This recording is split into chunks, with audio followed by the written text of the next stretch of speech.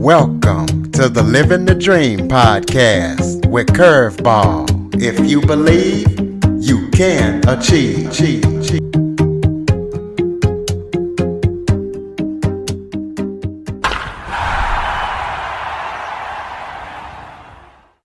Welcome to the Living the Dream with Curveball podcast, a show where I interview guests that teach, motivate, and inspire.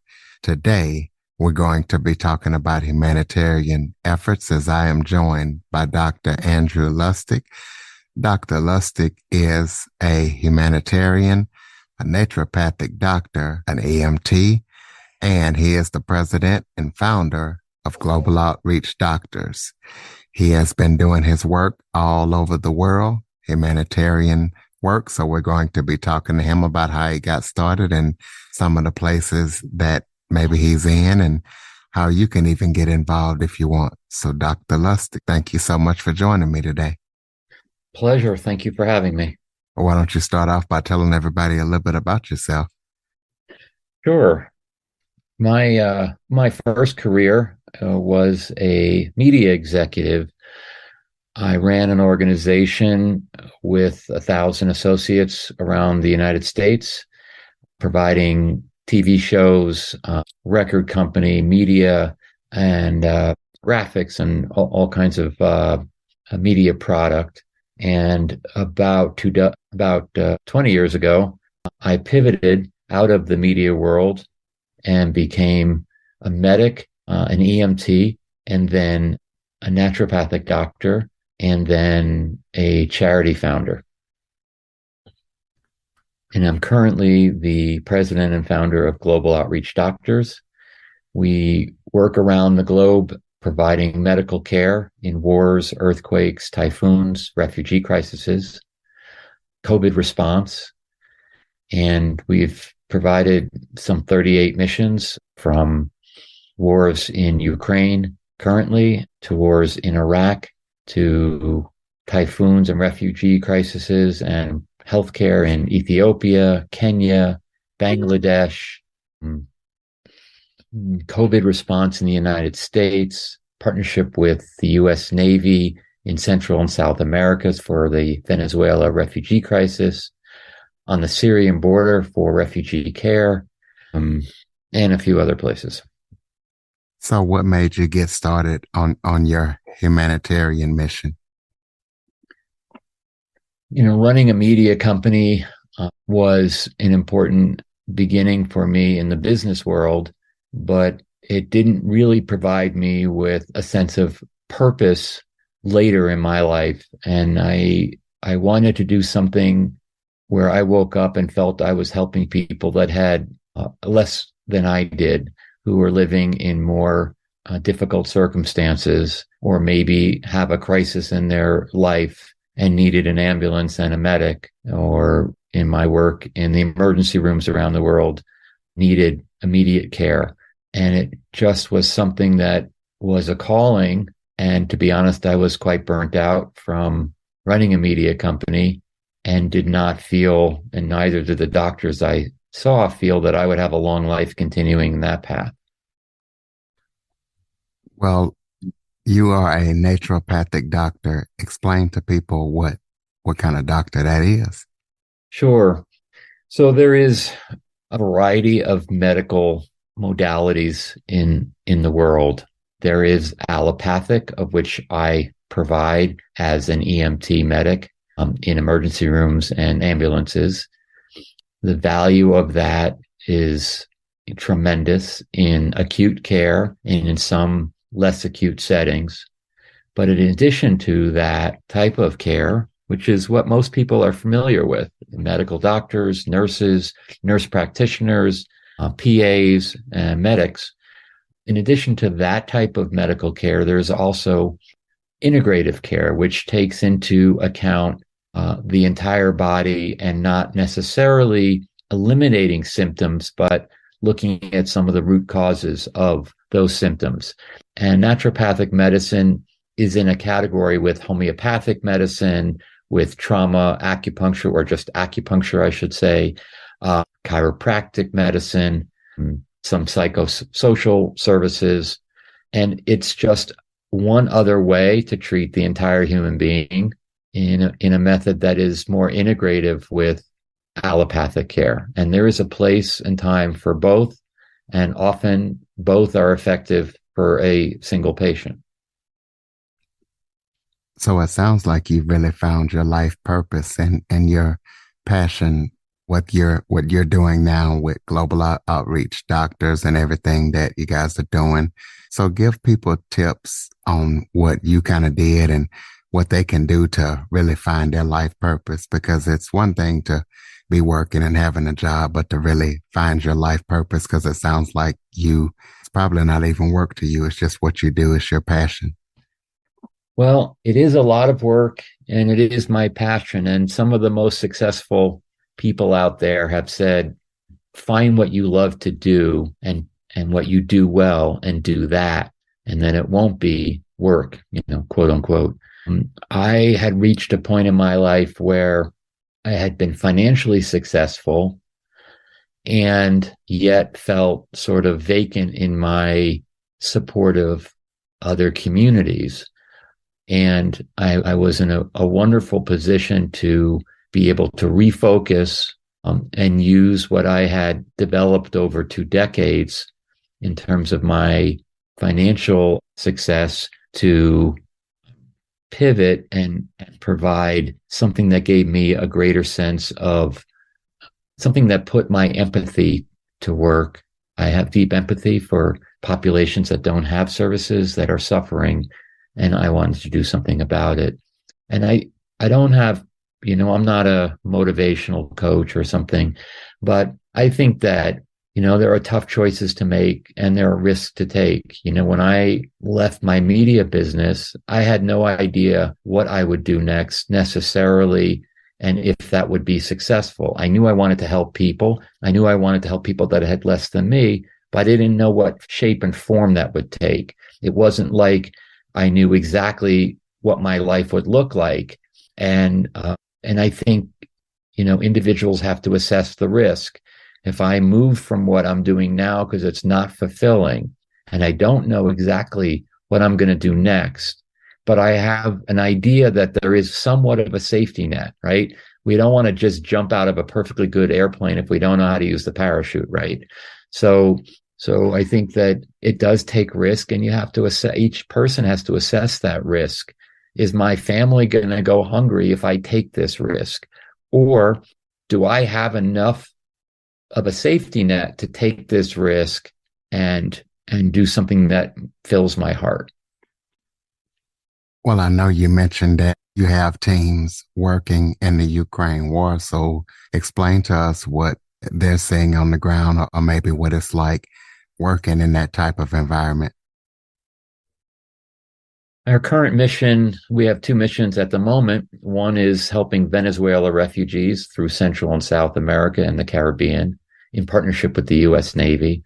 And our second mission that we've been active on since the beginning of the 2022 war in Ukraine is frontline personnel. We also have 11 ambulances that we brought into the country, some of which are currently being operated by hospitals and some of which we operate directly with our personnel.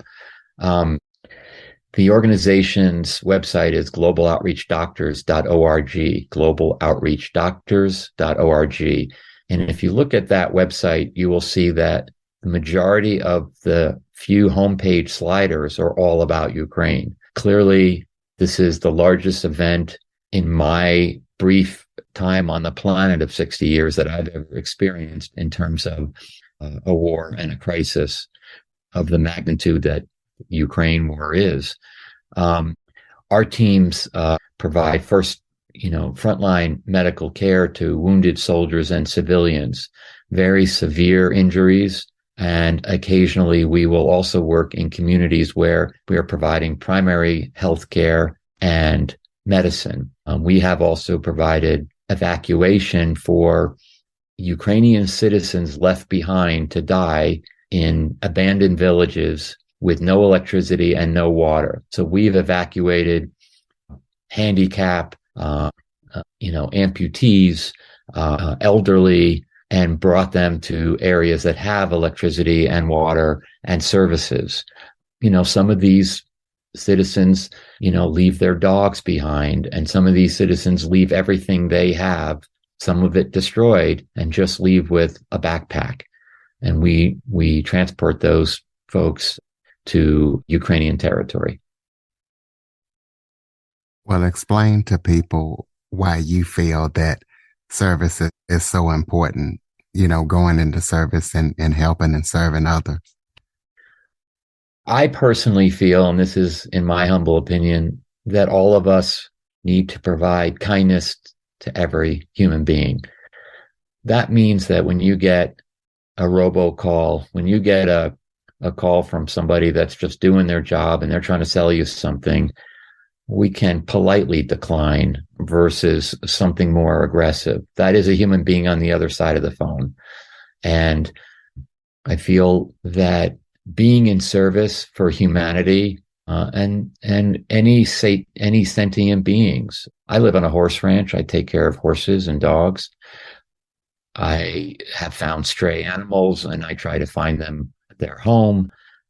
I think all of us should be in service to each other. The world is a very cruel place, and kindness is a really important aspect of why we exist. I'm actually working on a book called Kindness in a Cruel World. It's the one thing that, we're all born in service to each other. It's what we do later. And my feeling is that it's an important thing to offer, no matter what your daily job is. Work in a soup kitchen, say hello to somebody, to a stranger, help somebody. Well, can you tell us about any other important or missions that kind of stand out that global outreach doctors are doing, or just maybe some of the lessons that you've experienced and all the experience that you have in life that you might want to kind of talk about and share with the listeners? Yeah, sure. We've worked in Nepal during the earthquake. We've provided services to the Rohingyas that were fleeing Myanmar because of genocide. We've worked in Lesbos during the refugee boat crisis, where refugees were escaping North Africa across the Aegean Sea and drowning. My experiences firsthand in many of these places are somewhat dated, maybe 4 or 5 years ago. My job now is mostly a travel agent. I put medical staff on airplanes to not so nice places and coordinate with the operational field staff and the U.S. operations staff to make sure that we are efficient in providing medical care. We also provide search and rescue services using specialized canine assets as well as drones. So in earthquakes, locating victims under rubble piles is also part of the services that we provide. And we utilize drones in areas that are flooded where we can't get in to search houses and so on and so forth. And we've done that in the United States.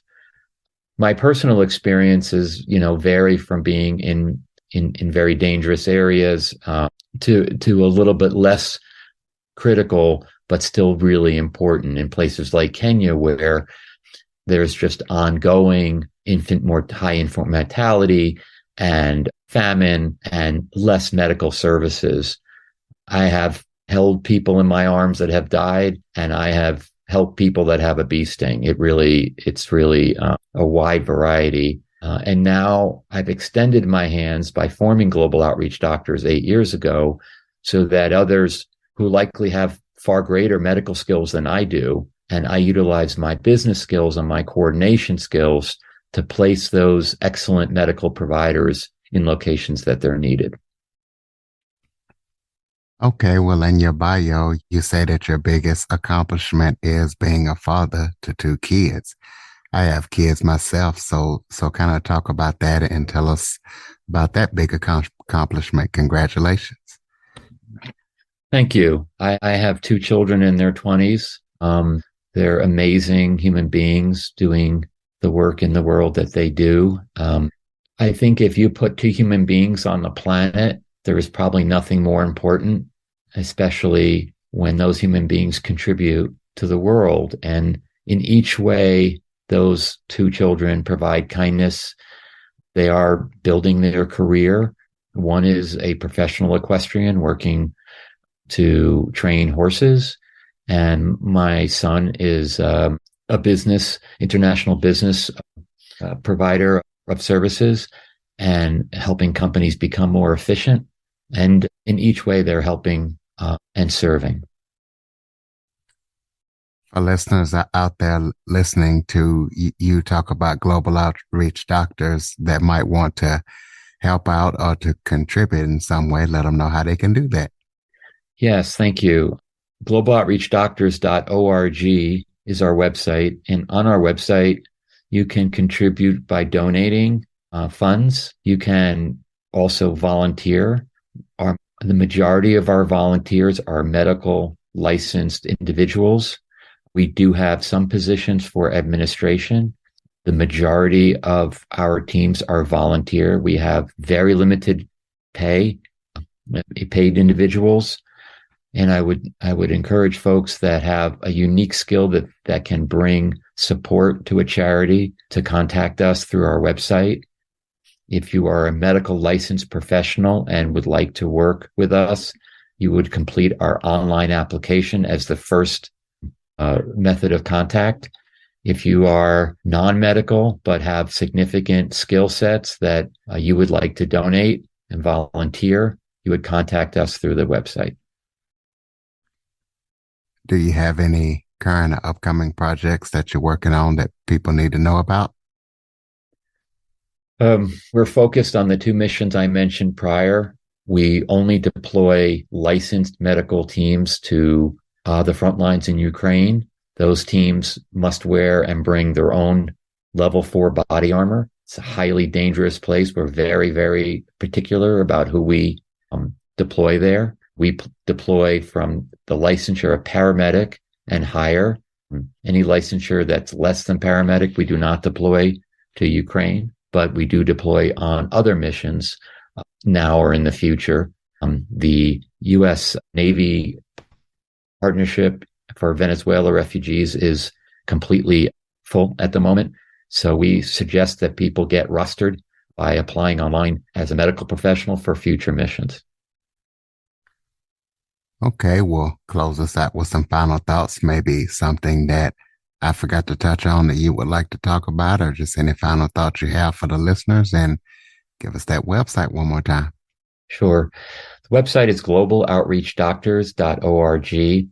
Our most significant challenge is raising enough funding to support the medical frontline teams in Ukraine. This is a very expensive mission. It's a very dangerous mission, and we need the support. And that might be $20 a month, or it may be a one-time gift to us.